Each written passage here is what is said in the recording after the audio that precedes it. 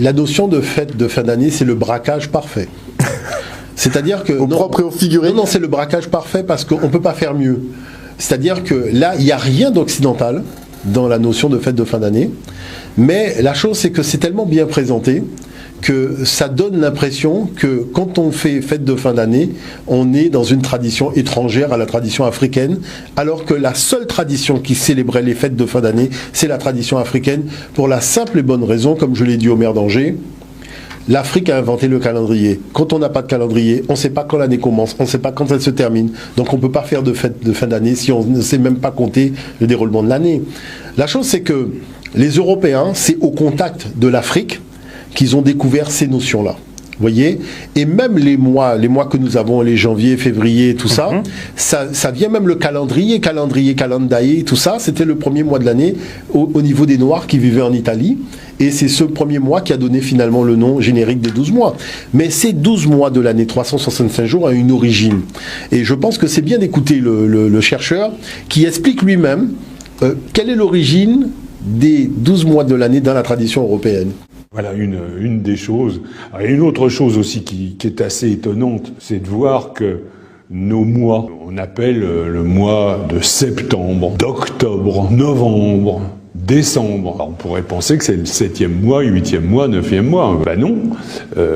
Octobre, justement, c'est le 10e mois. C'est assez curieux. En fait, ça vient du calendrier romain, donc, qui lui est un héritier, justement, du calendrier égyptien. Et donc, Jules César a eu la bonne idée, donc, d'aller à Alexandrie et de copier, finalement, le calendrier égyptien. Il en a fait le calendrier julien, qui est un calendrier génial, vraiment génial. Ça commençait au mois de mars, comme le calendrier romain d'avant. Mars, avril, mai, juin, juillet, août, septembre, c'est bien le 7e mois, octobre, le 8e mois, novembre, 9e mois, décembre, 10e mois, et le dernier mois, étant le mois de février, eh ben, c'est là où il ajoutait un jour tous les ans. Le premier mois devait avoir 31 jours, le deuxième mois 30, 31, 30, 31, etc.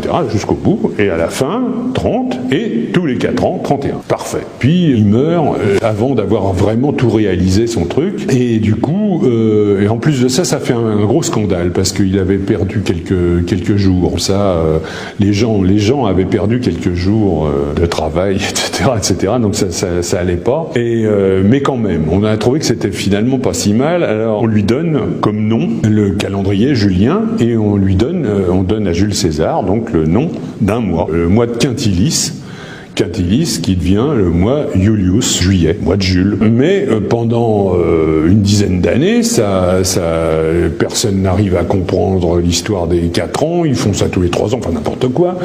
Et puis finalement, ça ne va pas. Et c'est Auguste qui reprend le calendrier à son compte et qui dit bon bah très bien, on va remettre ça bien, et à partir de là, ça sera intangible et on va faire ça très très bien. Donc effectivement, c'est ce qu'il fait. Mais les marchands disent ah oui mais non, nous, on veut bien on veut pas commencer comme les militaires l'année avec Mars. Nous, les marchands, on commence avec Janus, avec le dieu Janus, c'est-à-dire celui qui regarde à la fois le passé et donc c'est le mois de janvier. Il faudrait bien que ce mois de janvier ait 31 jours. D'accord? Alors, on enlève un mois à février, on enlève un jour à février. Puis d'un seul coup, on dit, puisque c'est Auguste qui a pu rétablir ce magnifique calendrier, il a bien mérité d'avoir un nom de mois. Et ce qu'il faudrait, c'est celui d'après juillet, quoi, d'après le mois de Jules, après qu'il y ait le mois d'Auguste. Auguste dit oui, en plus ça tombe bien, puisque j'ai gagné beaucoup de batailles justement pendant le mois d'août, enfin ça tombe très bien. Donc on donne Sextilis, qui devient Auguste. Et Augustus n'a que 30 jours. Alors là, Auguste n'est pas content, évidemment.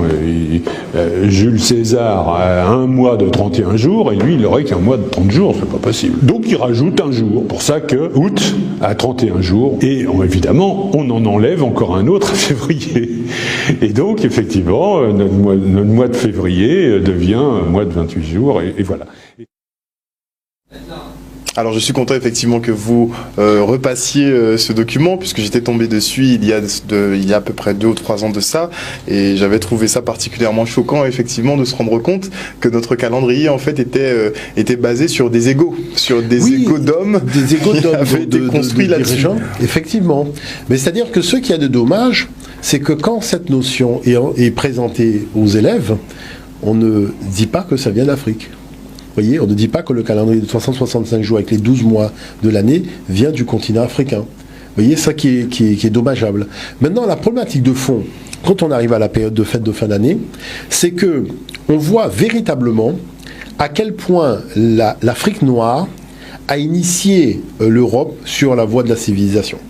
Parce que quand c'était les fêtes de fin d'année, la population africaine de l'époque avait l'habitude de se souhaiter la bonne année. Donc on disait bonne année, donc Renepet Neferet, Upchen Renefet Neferet, on va voir ça tout à l'heure. Et c'est vrai qu'on se faisait des cadeaux. Donc toute cette tradition festive de se souhaiter donc les meilleurs vœux, meilleur nouvel an, et de se faire des cadeaux, vient du continent africain. Mais le temps que les Européens ont passé en Afrique au contact de cette civilisation, parce que tout commence avec Alexandre le Grand qui arrive en 332 de l'ère ancienne africaine, eh ben, ils voient une civilisation qui fonctionne avec ses fêtes. Et le côté grandiose et majestueux de toutes ces fêtes-là va faire que, finalement, ils vont vouloir copier ces fêtes-là, mais les habiller avec un certain nombre de choses. Et c'est pour ça que je dis, parce que je vois un certain nombre de choses, beaucoup de gens essayent d'expliquer les fêtes de fin d'année par l'entremise de la civilisation romaine ou l'entremise de la civilisation grecque. Il faut savoir que le savoir des Romains et le savoir des Grecs vient du continent africain. Et il va y avoir une espèce d'habillage que je vais essayer de vous expliquer vraiment très simplement. Le nouvel an en Afrique se passait le 19 juillet. C'est-à-dire le 19 juillet, c'est le nouvel an. Et il y a une étoile particulière qui apparaissait dans le ciel, qu'on appelle le lever iliaque, en même temps que le soleil, donc qui est l'étoile Sotis, l'étoile Sirius. Et c'est cette étoile-là qu'on plaçait au sommet d'une petite construction pyramidale. Et c'est pour ça qu'au sommet du sapin, on met l'étoile. Et c'est cette étoile-là qui va donner le star system, avec donc cette étoile qu'on voit dans les émissions de télévision, à la recherche de la nouvelle star. Ça vient de l'étoile Sirius. Mais c'est cette étoile-là qu'on plaçait au sommet donc de la construction de forme pyramidale. Maintenant, autre chose, c'est que la divinité même de cette étoile, c'est aussi, Sopédète, c'est la forme pyramidale. C'est déjà ce triangle très élevé avec l'étoile au-dessus, puisque effectivement cette divinité avait l'étoile sur la tête. Donc qui est autre que l'étoile Sirius d'Acéta, donc d'Isis, donc la fameuse épouse d'Osiris. Donc on voit qu'à ce niveau-là, les choses sont quand même extraordinaires. Maintenant, le deuxième problème qui vient se greffer là-dessus, et là je dis il faut vraiment être très pédagogique pour comprendre ça, c'est que les mouvements religieux judéo-chrétiens ont plagié une fête africaine qui se déroulait en décembre.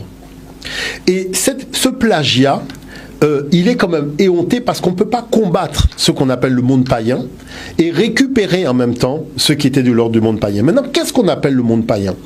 Le monde païen, c'est un monde qui a considéré que la spiritualité prévaut sur la religion. Ça veut dire que le créateur, c'est par ses créations, c'est-à-dire la nature et la biodiversité et l'univers, qu'il a légué à l'humain un message et que c'est à travers ses œuvres que l'humain est capable de comprendre et de saisir les valeurs de son créateur. D'où le fait que dans le cadre de la perception spirituelle, les éléments de la création sont pris en considération dans cette spiritualité. Maintenant, ce qui va se passer de l'autre côté, c'est qu'on va prendre les choses de la création comme de simples objets, ce qu'on appelle des Legos, en disant à l'homme que tu vas dominer la nature. C'est-à-dire que d'un côté, on a une perception qui dit à l'homme, tu es dans le cadre de la nature, donc cette nature est à l'intérieur et à l'extérieur de toi, donc elle a été ordonnancée à un moment où tu n'existais pas, tu es arrivé au moment où il y a eu la victoire de l'ordre sur le désordre dans la création, à charge pour toi de pouvoir par ton intelligence contribuer à cet ordre universel. De l'autre côté, vous avez quelque chose de complètement ahurissant qui va dire que tu vas imposer un ordre humain sur l'ordre naturel, ce qui nous a donné la pollution, les changements climatiques et tout le résultat que nous avons, c'est le résultat de tout cela. Vous voyez? Et ce qui est intéressant, c'est de voir le deuxième document. Parce qu'en parler comme ça, je dirais, ça donne l'impression que voilà, on a soulevé la cocotte minute, mais il faut regarder ce que disent les chercheurs eux-mêmes. Prenons le temps de regarder le deuxième document, et là, les choses sont déjà explicitées avec beaucoup plus de détails. On y va. Les bergers de Luc jouent un grand rôle dans le Noël chrétien. Mais d'après le professeur Vermèche, cette référence exclut que Jésus soit né en décembre. Même à Bethléem, les bergers ne gardaient pas leurs moutons dans les champs, la nuit, en hiver.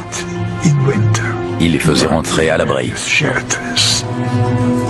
D'ailleurs, les premiers chrétiens fêtaient la naissance de Jésus tantôt le 21 avril, tantôt le 20 mai. Ce n'est que plus tard que la date a été déplacée au 25 décembre. La date de la naissance de Jésus est une institution chrétienne qui remonte au IVe siècle. La date du 25 décembre a été choisie parce que dans le monde romain, elle correspondait à une fête, celle de Sol Invictus, le soleil invaincu. Une fête de la lumière s'est simplement transformée en une autre.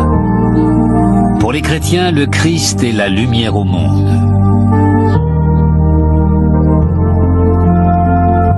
Et ce n'est pas seulement le mois qui fait débat, c'est aussi l'année. Lorsqu'on donne une date à la place de avant et après Jésus-Christ, on peut dire avant l'ère chrétienne et de l'ère chrétienne. Dans ce système, l'année de naissance de Jésus se situe entre 1 avant l'ère chrétienne et 1 de l'ère chrétienne, mais cela prête à controverse. Luc mentionne un recensement effectué en l'an 6 de l'ère chrétienne, l'année où la Judée est devenue une province romaine. Et il associe la naissance de Jésus à cet événement. Il explique aussi que l'enfant est né au jour d'Hérode, que certains ont pris pour Hérode le Grand. Le problème, c'est que cet individu est mort en 4 avant l'ère chrétienne.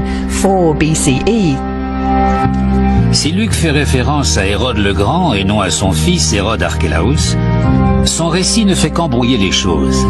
Car les spécialistes pensent qu'un recensement n'aurait pas été demandé par les Romains au temps d'Hérode le Grand. Le roi Hérode était ce qu'on appelait un client de Rome. Et les monarques, comme lui, qui étaient des amis, n'étaient pas tenus par les Romains de procéder à un recensement. Vu les contradictions supposées des évangiles, quelle preuve a-t-on que le Jésus historique est bel et bien né? Flavius Joseph, un historien juif du 1er siècle de l'ère chrétienne, fait clairement référence à ce personnage dans ses chroniques. Flavius Joseph a presque été contemporain de Jésus. Il décrit ce dernier comme un sage et comme l'auteur de choses extraordinaires. C'est la description la plus simple d'un Jésus professeur et, entre guillemets, thaumaturge. Un autre événement de l'évangile de Luc permet de déduire l'année de naissance de Jésus.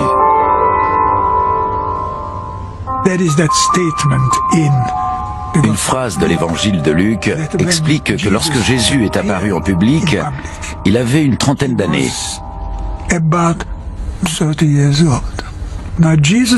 Cet événement a eu lieu très peu de temps après le début des activités publiques de Jean-Baptiste.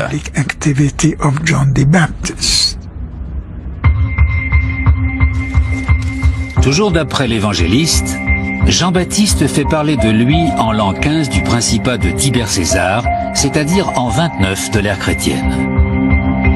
Si Jésus avait 30 ans à cette date, il serait donc venu au monde en l'an 1 avant l'ère chrétienne.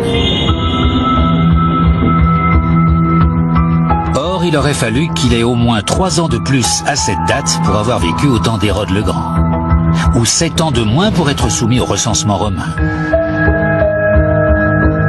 Un écart d'au moins 10 ans apparaît donc dans le récit de Luc.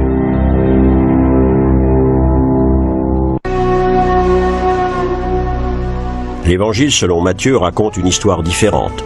Une étoile inconnue était apparue pour proclamer la naissance de Jésus. 3 sages, interprètes des corps célestes, étaient venus de l'Est pour adorer l'enfant. Leur geste était censé souligner l'unicité de Jésus. La suite de l'histoire se transforme alors en roman noir. Par crâne du roi Jésus, Hérode ordonnait la mise à mort de tous les enfants mâles nouveau-nés. Il n'existe aucune preuve historique de ce meurtre massif. Il n'est même pas sûr que Jésus soit né du temps d'Hérode. La date de la naissance de Jésus qui fait toujours autant débat, je pense qu'on cherche encore, surtout sachant que les principaux écrits qui relatent sa vie datent de plusieurs siècles après sa mort présumée.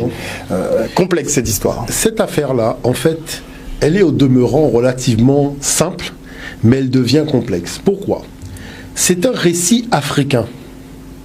Comme je l'ai expliqué dans mon tome 3 de Cosmogénèse Kamite, comment des divinités africaines sont devenues des saints chrétiens. Toute la trame de l'histoire se déroule au sein d'une civilisation matriarcale qui fait de la spiritualité par la religion.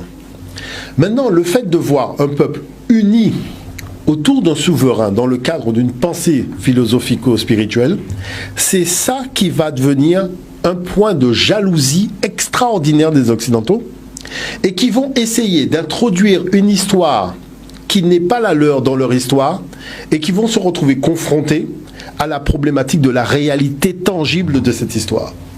Parce que le problème de fond, c'est que il y a des historiens juifs qui sont censés avoir vécu entre -1 et +7. Mais il n'y en a aucun qui cite l'existence de quelqu'un qui aurait marché sur l'eau et multiplié les pains et compagnie. Voilà le problème de fond. Pourquoi on a des références? Alors, la question, c'est quoi? La question, c'est qu'il y a dans la tradition africaine une vierge qui a mis au monde un fils par immaculée, donc par immaculée conception. Est-ce que vous voyez l'affaire? Et qui va courir se cacher dans les marécages parce que le souverain qui est l'oncle de cet enfant, qui est Seth, qui va donner Satan, veut tuer cet enfant. Et c'est ça qu'on appelle le récit de la fuite vers les marécages, qui va devenir le récit de la fuite de Marie devant Hérode. Mais il faut trouver quelqu'un de suffisamment important qui va pouvoir justifier la fuite. Mais le problème, c'est que la personne qu'on a choisie pose un problème sur la date. Est-ce que vous comprenez l'affaire? Donc à partir de là, c'est pour ça que quand vous rentrez dans cette affaire-là, vous devenez un prestidigitateur. C'est-à-dire, vous faites des tours de magie. Oui, il a marché sur l'eau. Oui, mais quand? Où? À quel endroit? Lac de Tibériade. Moi, j'ai été au lac de Tibériade. Moi, j'ai été au lac de Tibériade. Tu vois, des choses que... Non, il faut aller sur place. Parce qu'il faut bien comprendre une chose. J'ai été en Égypte, j'ai été au lac de Tibériade, et vous comprenez que les choses ont été transposées. Alors maintenant, il faut des éléments tangibles. Si on peut mettre l'élément que j'ai amené, mais je vais commenter les images, parce que c'est important de pouvoir montrer le document avec des fresques de l'Afrique noire pharaonique, et de pouvoir justement commenter l'image. Donc justement, ça c'est notre site internet où on mettra les informations des prochaines conférences que je vais donner donc à nijar.com, où les gens pourront venir nous rejoindre. Donc le calendrier de 365 jours, il faut savoir qu'Hérodote, qui est le père de l'histoire européenne, reconnaît que ce sont les Africains qui ont créé les 12 mois de l'année en se réglant sur les astres. Donc il y avait 3 saisons parce qu'on a combiné un calendrier lunaire qui était un calendrier agraire à un calendrier solaire qui permettait d'avoir une année vraiment juste au niveau de sa durée. Donc vous voyez que les saisons, il y avait 3 saisons de 4 mois et on a justement des scènes, vous voyez dans les musées, où vous avez ici un noir, un ancêtre, qui est en train de faire l'agriculture avec la houe, donc en train de retourner le sol pendant que le sol est imbibé d'eau puisqu'il y a eu la crue du Nil. Donc là ce sont des choses tangibles. Bon. Et donc sur la base de tout cela, on va voir que ce calendrier, qui est un calendrier solaire astral, va les amener à répertorier dans le ciel des événements avec un minutage précis. Regardez, la minute est une invention du monde noir, l'heure est l'invention du monde noir, la semaine est l'invention du monde noir. Regardez les années, et vous avez ça sur le mur de temple. Parce que pour faire l'année 369 jours, c'est-à-dire on connaissait la minute, on connaissait l'heure, on connaissait la seconde. Et vous avez le texte ici, donc qui montre que toutes ces choses-là étaient déjà connues. Quand on souhaitait la bonne année, Renepet Neferet, là vous avez bonne année. Justement, donc ce qui permettait aussi, en amplifiant, de dire Upchen Renepet Reneferet, c'est-à-dire que là on insiste sur le fait de souhaiter la meilleure vœu véritablement aux gens. Et on voit qu'il y avait déjà des cérémonies festives. Vous voyez, les cérémonies festives étaient déjà là et on avait déjà le vin, on avait déjà le foie gras, on avait déjà tout ça. C'est-à-dire que toutes ces choses-là qu'on regarde aujourd'hui ne viennent pas du monde occidental. C'est-à-dire que tout ça, c'est le monde africain et on a délocalisé, si vous voulez, l'économie africaine pour la transposer parce que prenons le foie gras. Et justement, j'ai une étudiante en Martinique qui va faire un travail de fond sur l'origine africaine du foie gras. On voit ici que le fait de gaver les oies, vous voyez, pour obtenir le foie gras, 2500 de l'ère ancienne africaine. C'est-à-dire que vous avez pratiquement 5000 ans d'histoire devant vous, et vous voyez que les gens faisaient déjà donc le foie gras en Afrique. Et les fresques murales sont là pour le rappeler. Au demeurant, aujourd'hui, sur la plupart des sites internet, on rappelle que c'est une tradition qui vient de l'Égypte, qui vient de l'Afrique. Et on voit ici que là-dessus, on ne peut pas tricher. C'est-à-dire que là, c'est clair, c'est net et c'est mathématique. Voyez, donc ça c'est important de pouvoir le souligner en montrant que vous avez des activités qui sont restées les mêmes entre le fait de préparer donc le foie gras autrefois et la préparation du foie gras aujourd'hui. Voyez, donc c'est quand même surprenant de voir que nous sommes à l'aube de 2019 et on découvre des choses. Bon, maintenant, loi festive, c'est quoi? Durant les fêtes de fin d'année, les anciens disaient qu'il fallait manger un animal à 2 pattes. Parce que c'est un événement solaire. Regardez le site CatoWeb qui dit que, vous voyez par exemple ici le sapin, vous avez l'étoile qui est au-dessus. Donc du sapin, de Sopédette, parce que effectivement, c'est une tradition qui vient du continent africain. Et dans l'image que nous avons, le site CatoWeb, qui est un site donc chrétien, on demande aux gens de manger l'oie lors des fêtes de fin d'année. Parce que l'oie est un symbole solaire. Parce que les fêtes de fin d'année ont été faites par rapport à un événement stellaire qui est le solstice d'hiver. Le solstice d'hiver, c'est-à-dire c'est le moment où le soleil va être régénéré et va reprendre le pas sur les ténèbres. Regardez tous les magazines disent non, Jésus n'est pas né le 25 décembre. C'est-à-dire tout le monde va chanter l'histoire de quelqu'un qui n'est jamais arrivé à ce moment-là. Est-ce que vous comprenez ce que je veux dire par là? Et vous avez ici l'évêque d'Arras qui dit, mais bien sûr, c'est volontairement que l'Église a placé les fêtes de Noël le jour du solstice. Regardez la fête païenne du solstice d'hiver. Le signe est magnifique, mais il était déjà magnifique pour les païens. Pourquoi on les a combattus? Les rayons du soleil sont au plus bas de leur déclin. Progressivement, le jour va s'imposer à la nuit. La lumière va triompher. Maintenant, prenons la naissance divine. Vous avez l'envoyé de Dieu qui va annoncer à la femme qu'elle va avoir un enfant divinement. Vous avez la naissance divine de l'enfant, mais c'est pas tout. C'est pas tout. Tout le récit de la naissance divine de l'enfant est déjà inscrit sur les temples de l'Égypte pharaonique parce que c'est une histoire africaine. C'est une histoire africaine, on a blanchi les personnages. Regardez, vous avez l'annonciation, vous avez la visitation, vous avez la présentation de l'enfant, vous avez ce fils-là qui est en train de juger les vivants et les morts, et vous avez les rois mages, et justement les images de la conférence. C'est vrai qu'il y a une conférence que je ferai sur cette question-là, techniquement, donc à l'espace Le Couloir, le 21, donc le 21 et le 20, on fera une conférence sur le gros cas, mais revue et corrigée par les humanités classiques africaines. C'est-à-dire que moi, ce que j'essaye de montrer, c'est que, vous savez, l'histoire, c'est un problème de paradigme. Lorsque vous racontez l'histoire selon le paradigme occidental, il y a toute une série de documentations que vous allez mettre de côté ou que volontairement vous n'avez pas montré. Lorsque vous faites l'histoire selon le paradigme africain, vous êtes obligé de tout montrer parce que vous êtes obligé tout simplement de montrer comment une idée africaine et ce qu'il en est advenu de cette idée-là aujourd'hui. Et la chose, c'est que la documentation africaine, elle est tellement aboutie, personne ne peut nier que cette idée aujourd'hui occidentale ou asiatique ou autre n'a pas sa source vis-à-vis du continent africain. Et vous voyez, quand vous prenez par exemple la notion du yin et du yang, donc ce fameux symbole yin et yang chez les Asiatiques, c'est un symbole africain qu'on leur avait expliqué à l'époque du solstice d'hiver et du solstice d'été. Parce que le solstice d'été, c'est le jour le plus long, c'est-à-dire c'est le jour où la durée de la lumière est la plus longue, mais la durée de la nuit est la plus courte. Et vous avez le contraire au solstice d'hiver, c'est-à-dire la durée de la nuit des ténèbres, c'est énormément long par rapport à la durée de la lumière. Et ces deux points représentent ces deux centres de l'univers qui basculent et qui rebasculent. Et c'est ça qui fait, en fait, la notion du combat de la lumière contre les ténèbres. Est-ce que vous voyez l'affaire? C'est-à-dire, quand les ténèbres prennent le pas sur la lumière, la lumière, elle va vers le temps de régénération. Qu'est-ce qui a fait qu'on s'est retrouvé au 25 décembre? Parce que Jules César a foiré. Jules César a complètement foiré la gestion du calendrier. C'est-à-dire qu'ils ont repris un truc qu'ils ne savaient absolument pas faire fonctionner. Et qu'une fête qui était le 21 en raison du solstice s'est retrouvée le 25. Mais le 25, c'est pas n'importe quel jour. Parce que il y a une chose qu'il faut quand même à un moment dire, c'est que dans le ciel, il y a une croix qui s'appelle la croix du Sud. Et la croix du Sud, c'est celle qui donne la direction du pôle Sud. Et quand on arrive donc dans l'inclinaison maximale de la Terre, le Soleil se retrouve positionné 3 jours précis au niveau de cette croix. C'est-à-dire le 22, le 23 et le 24. Et le 25 décembre, le Soleil remonte vers le nord. Donc c'est pour cette raison que, à ce niveau-là, on a associé le repas festif à un animal qui s'envole pour s'associer au soleil qui est venu au niveau le plus bas et qui va remonter vers le nord pour apporter le printemps et apporter l'été. Donc tout cela a une signification parce que c'est une spiritualité arrimée au fonctionnement stellaire de l'univers. Vous voyez ce que je veux dire par là ? Et c'est ce qu'on appelle païen, parce qu'il faut bien expliquer, ce qu'on appelle païen, c'est tout simplement une tradition spirituelle ancrée dans les éléments vivants de la création.